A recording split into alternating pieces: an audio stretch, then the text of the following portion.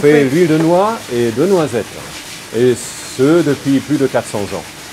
Enfin, pas nous personnellement, mais... Même si on dit que la noix conserve, mais bon, ça serait quand même un miracle. Nous avons commencé en 2014. Le propriétaire des lieux, qui est le propriétaire depuis 400 ans, enfin sa famille, a cédé son occupation. Donc on est en location-gérance ici et on fait l'huile de noix et de noisette comme dans le temps, comme il nous l'a appris. Ça a été un coup de cœur par rapport au village, puisque le moulin, historiquement, est très ancré dans le village. On dit que c'est un petit peu le cœur du village avec le château qui est ici à Pincelières. Donc quand la personne a voulu arrêter son activité, on ne pouvait pas imaginer le village sans le moulin en activité. Nous avons quelques noyers personnellement dans notre jardin. On a des voisins qui nous ouvrent aussi gentiment à la cueillette leur jardin.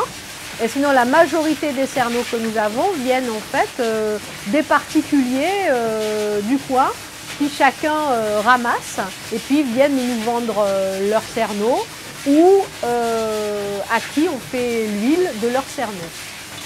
Alors on commence par écraser les cerneaux de noix entre les deux meules, là la meule dormante, la meule roulante. On obtient une pâte de noix au bout de 20 à 25 minutes. Cette pâte de noix, on la transporte dans la poêle en fonte qui se trouve dans la cheminée. Et cette pâte, elle est torréfiée ensuite pendant à peu près 45 à 50 minutes.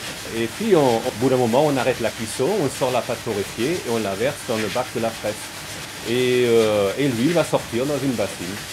Ensuite, elle est juste mise dans des gros fûts pour être décantée pendant 2 à 3 semaines. Et après, on tire l'huile claire dans des bouteilles. Donc, il y a 3 ans, on a signé la convention avec Céducentre, donc on est devenu adhérent à Céducentre. Ça nous a permis d'avoir une meilleure visibilité sur le plan de la région Centre-Val de Loire, qui est une région très touristique. Donc ces touristes peut-être ne nous auraient pas reconnus tout de suite sans cette signature comme étant un producteur vraiment local, donc ça c'était important.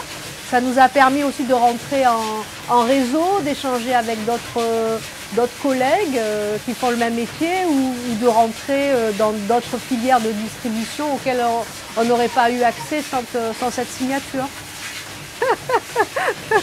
C'est la production, la commercialisation. Chacun son...